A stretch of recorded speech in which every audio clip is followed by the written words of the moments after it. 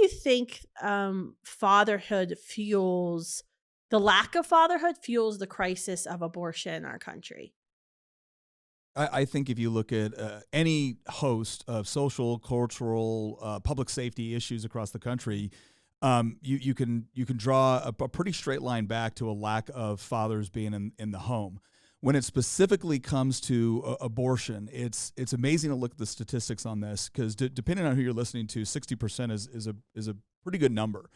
I was talking to a room full of young men not that long ago, and one of the things that I told them is that if you wanted to fight back against abortion, one of the most impactful ways that you could possibly do it would be for men to just stand up and be good men, to take responsibility for your actions, and to ensure that if you do find yourself in a situation, first of all, you shouldn't, but if you do find yourself in a situation, because as I like to tell people, if you're not ready to be a daddy, don't do daddy things, okay? But if you do, and you get a girl pregnant, then you need to understand that you have a responsibility both to the child and to her. And one of the things that I find so frustrating about what's going on in society right now, and I think one of the reasons why we're dealing with this massive identity crisis, is because we've increasingly told men to be more feminine, we've told women to be more masculine, and guess what? Neither side is happy with it. And that's because men and women weren't supposed to be competitive with one another. We're complementary within our skills, within our inclinations, our biology. And the most infuriating thing that I'm watching happening right now in this country is I'm watching the abortion industry simultaneously convince men, right, fathers who we know are outside of the woman, the most influential person with respect to the decision to abort, telling them that this is none of their business and they just need to sit back and be supportive of whatever the woman wants. At the same time, what they're doing is they're creating a situation where the mother is now scared, isolated, and completely uncertain of her future. And then what does Planned Parenthood do? It comes in after it's isolated the man, isolated the woman. It comes in and it tells the woman, this is a way that you can demonstrate empowerment.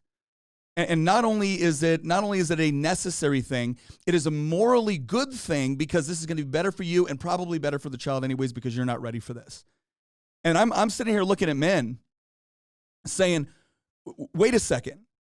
Like, you're honestly going to allow an industry which is going to profit off of the death of your child, isolate you, isolate the mother of your child, and you're going to sit there and say, well, there's nothing I can do about it, or, hey, I support you.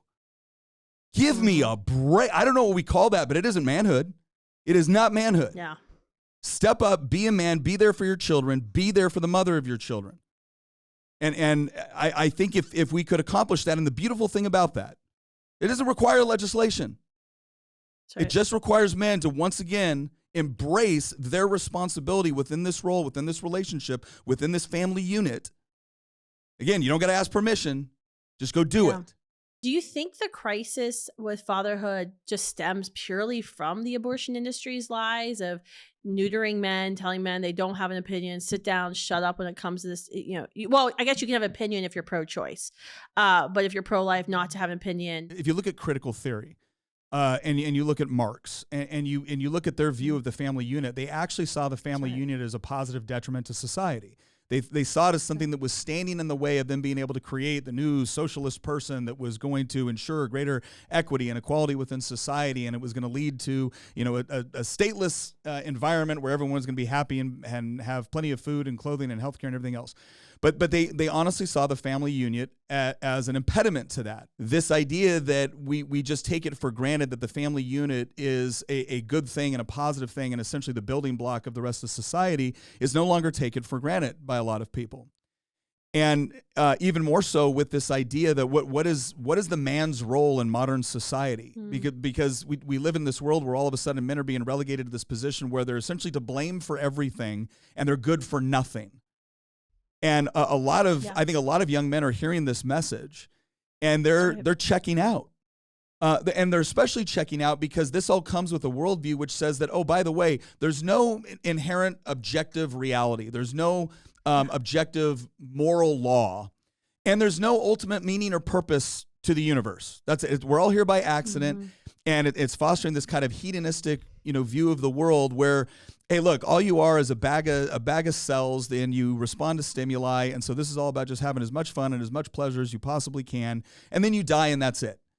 Well, I'm sorry, but none of that is very conducive to the concept of actually living for something beyond yourself and recognizing that what brings real meaning and purpose within your life is not simply responding to stimuli or racking up as many of these hollow, pleasurable encounters as you possibly can.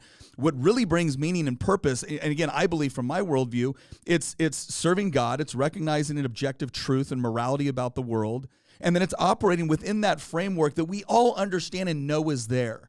Like the amount of effort that is going into denying the obvious right now, to gaslighting an entire civilization is just insane. And again, it's not making anybody happier.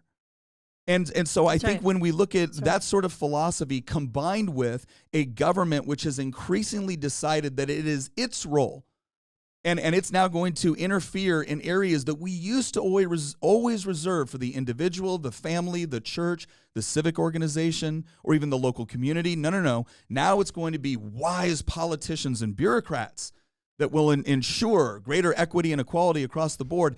And they keep setting up these incentive structures which produce perverse incentives. Absolutely. You touched on something at the beginning of your comments in this podcast about the ideology, gender, because I was thinking about all of the young people I met and had conversations with this semester on college campuses, many whom were trans or, on the LGBTQIA spectrum.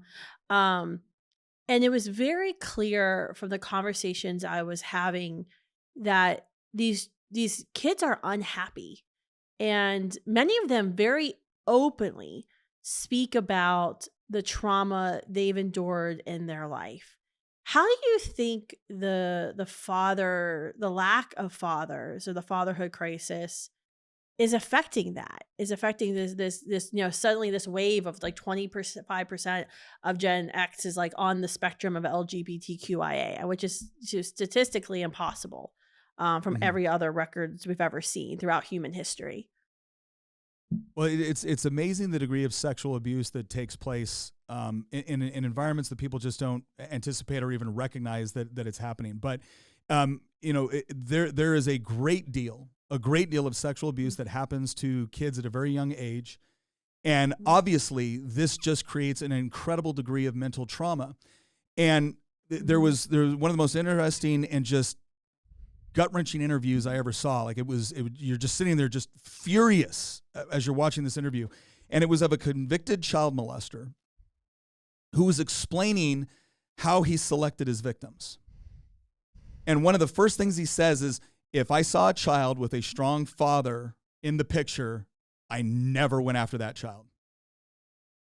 And as much as you're furious with this explanation that is taking place, that should be a signal to men right there that if you ever question, I don't care what these so-called experts who have taken on this worldview and this philosophy that absolutely makes no sense. I don't care what they tell you as a dad about your role in defending your family. Go ask the predator what they think about your role as defending your family. And so if you want to set your kids up for success so that they are emotionally stable, spiritually stable, before we ever get to the things with economics or whatnot, just providing that sort of security, because there are people out there that do want to hurt your child, and the number one thing standing in their way is not a law, it's a dad. That's absolutely right. I mean, what do you think, where are the positive steps that we can be taking as a society to encourage men to be men, beyond just telling them, hey, man up? Because that doesn't always work, especially with a generation of young people, of young men who've been told, this is toxic masculinity, and, we need to stay away from telling men to man up. What else do you think we should be doing, or we should attempt to be doing? Well, I think I will tell you this. I think it is this philosophy that's telling people, well, you can't just tell men to man up. Yeah, you can. Actually, you can, and I will tell you why. And I've seen this in raising a son and in raising daughters. Typically speaking, we're just talking about generalities here. Motivation for men and women can be very, very different with respect to what resonates and what actually allows people to feel confident going forward. But one of the things you do have to do with men and young men and boys is that you present challenges, is you give purpose, and then you tell them to get off their butt and do it. I don't care if it's hard. I don't care if it hurts. Part of being a man is you're the one that they call when the dangerous things happen. And you should take pride in that, because there's something inherent in us that I believe God created in us to fill that role. And man, when we fulfill it correctly, you would just be shocked at what they're able to accomplish and how they feel a sense of overwhelming meaning and purpose. And sometimes within some of the most, sacrificial and dangerous environments possible. And so part of it is telling men to man up. But the other thing is you can't just tell them, you have to show them. I think about the times in my life where I needed to be told to man up. And when another man came along that I respected, that had attributes and characteristics that I respected and wanted to emulate in my own life, and they said, Nick, get off your butt and do what you need to do. That spoke to me. And why did I need to do it? Because other people were depending upon me. That is a noble goal. So give men a noble purpose. And I cannot think of anything more noble in my life. I mean, when I think about the things I've had the opportunities to do, successes, failures, the whole deal. I loved being in the military. I loved being a Green Beret. I loved serving in combat with fellow Green Berets. I've enjoyed serving as a legislator. But the most important role I have played in my life is being a husband to my wife and a father to my children. That will be my legacy long after. Nobody could care less about what I did in the military. Nobody will ever care that I served in the House of Delegates 2 minutes after I left. But the sort of relationship that I build with my wife and my children will be a legacy and will allow them to be able to go on and actually live a life of fulfillment and meaning and purpose if I do it right.